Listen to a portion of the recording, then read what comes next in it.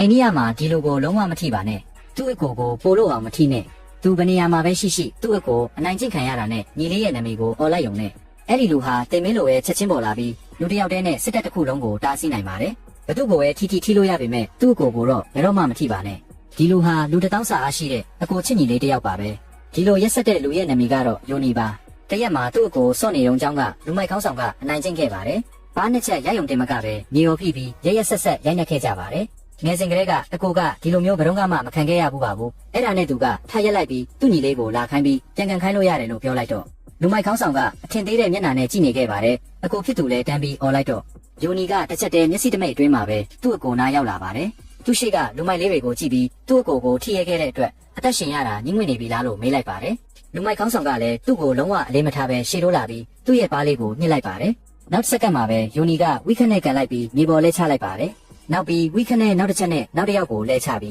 းလက်ပြန်နဲ့ဒိုင်းခနဲ့တစ်ချက်ထိုးလိုက်ကလူမိုက်အုပ်စုကိုလွယ်ကူအနိုင်ယူလိုက်ပါတယ်ဒါပေမဲ့သူ့ရဲ့နတ်ဖျားစွမ်းအားကိုသုံးပြီးရန်ဖြစ်တာကိုသူ့ဖေကမြင်သွားတဲ့အတွက်အိမ်ပြန်ရောက်တော့ယိုနီဟာခါပတ်နဲ့ရိုက်ခံရပါတယ်ဒါပေမဲ့အရေးပြားထူတဲ့ယိုနီအတွက်ဒီလိုချိန်တန်ကရားလို့ကုတ်ပေးတဲ့လောက်တာဖြစ်နေခဲ့ပါတယ်သူတို့အဖေကလည်းတာမန်လူမဟုတ်ပါဘူးဒေတာခန်တွေကြားနာမည်ကြီးတဲ့သူပါစကားနေပြီးကြန့်ခိုင်တဲ့လက်မောင်းတစုံနဲ့တယောက်တည်းလူဆိုး800ကိုတိုက်ခိုက်နိုင်ခဲ့သူပါဒါပေမဲ့ဒီနေ့မှာတော့တာဝန်တန်းဆောင်နေချိန်မှာရွာသားတွေကိုကာကွယ်ဖို့အတွက်နဲ့သူ့ဖေဟာအနောက်ကနေတင်းနဲ့အပြစ်ခံရပြီးမတော်တဆကွယ်လွန်သွားခဲ့ပါတယ်ညီအကို2ယောက်လုံးဒီအကြောင်းကိုကြားတာနဲ့ဆေးရုံကိုချက်ချင်းရောက်လာကြပါတယ်အဖေဟာဆုံးခါနီးမှာယိုနီရဲ့လက်ကိုစုပ်ကင်ပြီးသူ့မှာရှိတဲ့နောက်ဆုံးအားနဲ့ပြောခဲ့ပါတယ်အကိုဖြစ်သူကငယ်ငယ်လေးကလေးကကြောက်တတ်သူမလို့သူ့အကိုကိုတေချာပေါက်ကာကွယ်ပေးရမယ်လို့ပြောခဲ့ပါတယ်အဲ့ဒီစကားပြောပြီးဖခင်ဖြစ်သူလည်းဆုံးပါသွားခဲ့ပါတယ်အဲ့ဒီကလေးကညီအကို2ယောက်ဟာမိဘမဲ့ချစ်သွားပြီးယိုနီဟာအကိုကိုစောင့်ရှောက်ရမယ့်တာဝန်ကိုတက်ကြွယူခဲ့ပါတယ်မျက်စိတမိတ်အတွင်းမှာပဲ15နှစ်ကြာသွားခဲ့ပါပြီညီအကို2ယောက်လုံးလည်းလူကြီးတွေဖြစ်လာကြပါပြီအကိုကလည်းအရင်လိုအားနေသူမဟုတ်တော့ပါဘူး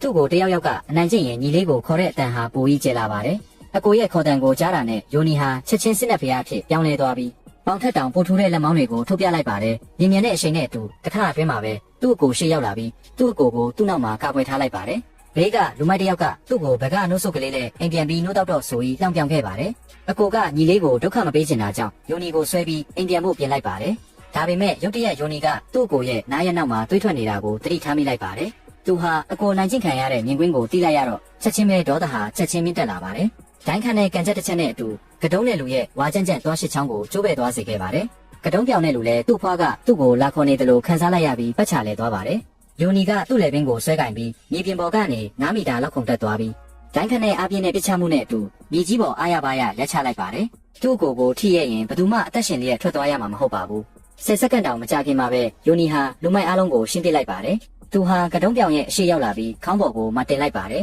အသက်တွေဆုံးတော့မဲ့အခြေအနေရောက်တော့အကိုကပြေးလာပြီးယိုနီကိုတားလိုက်တာကြောင့်ယိုနီကတက်ပြင်းချလိုက်ပါတယ်ကတုံးပြောင်လေးဟာအခုဆိုရင်အကြောက်လွန်ပြီးတေးပါထွက်ကြပါတော့မယ်တယောက်ကသာယိုနီကိုမတားရင်ယိုနီဟာဒီကတုံးပြောင်တဲ့လူကိုတေချာပေါက်ရိုက်တက်ပစ်မှာပါဒီမြင်ကွင်းကိုဘေးကချွေဟွားဆိုတဲ့ကောင်မလေးကသဘောကျသွားပါတယ်ရှေးစကားအတိုင်းပါပဲအမျိုးသမီးကအမျိုးသားကိုလိုက်ရင်လွယ်ကူရဆိုတဲ့အတိုင်းပဲချွေဟွားရဲ့ပြင်းထန်တဲ့နောက်ယောင်ခံမှုအောက်မှာယိုနီဟာနောက်ဆုံးမှမခုခံနိုင်တော့ပဲလက်ခံလိုက်ရပါတယ်နှစ်ယောက်သားတစ်ခါတလေဆုံပြီးလမ်းမပေါ်မှာအကအတူတူကတက်ကြပါတယ်အကနေတဲ့ယိုနီဟာဒီတစ်ခါမထိတဲ့သူကိုထိမိသွားပြီဆိုတာမသိခဲ့ပါဘူးသူ့ရဲ့ရိုက်ခံထားရတဲ့ကတုံးပြောင်လေးဟာတာမန်လူမဟုတ်ပါဘူးသူ့ရဲ့အကိုကြီးဟာအိန္ဒိယရဲ့အကြီးဆုံးခေါင်းဆောင်တကားနဲ့ဖြစ်ပြီးသူဟာလူသက်မီးရှို့လူရဲမှုတွေအားလုံးကိုကျူးလွန်ခဲ့သူဖြစ်ပြီးသူ့လက်အောက်မှာလူဆိုးတသိန်းရှိတဲ့အပြင်လေရင်နဲ့အမြောက်တွေပါတဲ့လက်နက်ကန်တပ်ဖွဲ့တောင်ရှိပါတယ်သူတို့ဦးလေးကညီကို2ယောက်ကိုလိုက်ရှာတာကနေရှောင်ရှားနိုင်ဖို့အတွက်ယိုနီအတွက်ရဲမှုတစ်ယောက်ဖြစ်ဖို့အခွင့်အရေးကိုရအောင်လုပ်ပေးခဲ့ပါတယ်ဒါပေမဲ့ယိုနီကဒီအခွင့်အရေးကိုသူ့အကိုကိုပေးလိုက်ပါတယ်ဒီလိုဆိုရင်သူ့အကိုအနိုင်ကျင့်ခံရမှာကိုစိုးရိမ်စရာမလိုတော့ပါဘူးဒါပေမဲ့သူ့အကိုရဲမှုဖြစ်တဲ့ပထမဆုံးနေ့မှာပဲ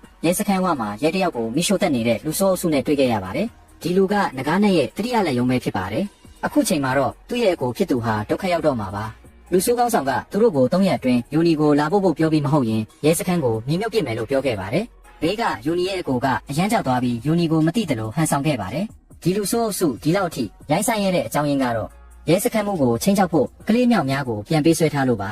ရဲတွေဟာဓာစာခံတွေကိုကယ်တင်ဖို့အတွက်အကိုဖြစ်သူကိုလူဆိုးတွေကိုတယောက်တည်းရှင်းလင်းခိုင်းဖို့ဆုံးဖြတ်ခဲ့ပါတယ်အကိုကဒီစကားကိုကြားတာနဲ့ချက်ချင်းကြောက်ရွံ့သွားပြီးညာတွင်ချင်းရထားနဲ့ထွက်ပြေးဖို့ကြိုးစားခဲ့ပါတယ်သူ့ညီလေးကိုဖုံးဆက်ပြီးအကူညီတောင်းခံခဲ့ပေမဲ့လည်းယိုနီကတော့လုံးဝစိတ်မပူပဲသူရှိတာကြောင့်မကြောက်ပဲလှုပ်လိုက်ဖို့ပြောခဲ့ပါတယ်နောက်ဆုံးမှာတော့အကိုဟာလူဆိုးတွေရဲ့နေရာကိုတယောက်တည်းသွားရပါတော့တယ်အဲ့ဒီအချိန်မှာလူဆိုးရပေါင်းများစွာကတိတ်တိတ်လေးဝိုင်းရံလာခဲ့ပေမဲ့သူကတော့လုံးဝမကြောက်ခဲ့ပါဘူး တကယ်တော့ယိုနီဟာအဲ့ဒီနေရာကိုအရင်ကတည်းကရောက်နေခဲ့တာပါသူကအကိုကိုပုံးနေကိုပြောပြီးသူ့အတွက်အချိန်45စက္ကန့်ပဲလိုရလို့ပြောပြီးဥထုတ်ဆောင်ကလူဆိုးတွေစီရှောက်သွားခဲ့ပါတယ်အဲ့ဒီအချိန်မှာလူဆိုးတွေကသူတို့ဟာတားကောင်ဖြစ်နေပြီဆိုတာမသိသေးပါဘူးယိုနီလည်းတန်ပိုက်လုံးတစ်ချောင်းကိုဆွဲကင်ပြီးစက်တင်မဲလိုက်ပါတော့တယ်45စက္ကန့်ပြည့်သွားတဲ့အချိန်မှာပဲယိုနီကသူပြောတဲ့အတိုင်းလုပ်ပြခဲ့ပါတယ်ဒီတစ်ခါမှာတော့သူဟာအယမ်းမိုင်မဲသွားခဲ့ပါပြီလူဆိုးတွေရဲ့အလောင်းတွေကိုသူကတောင်ပုံရာပုံစုပုံထားလိုက်ပါတယ်အဲ့ဒီနောက်အကိုရှိကိုရောက်လာပြီးအင်ဂျီကော်လန်ကိုပြင်ပေးကဒီကုံယူစရာအလုံးကိုသူ့အကိုကိုပေးလိုက်ပါတယ်သူ့အကိုဟာအဲ့ဒီကလေးကလူတွေရဲ့စိတ်ထဲမှာသူရဲကောင်းဖြစ်လာခဲ့ပါတယ်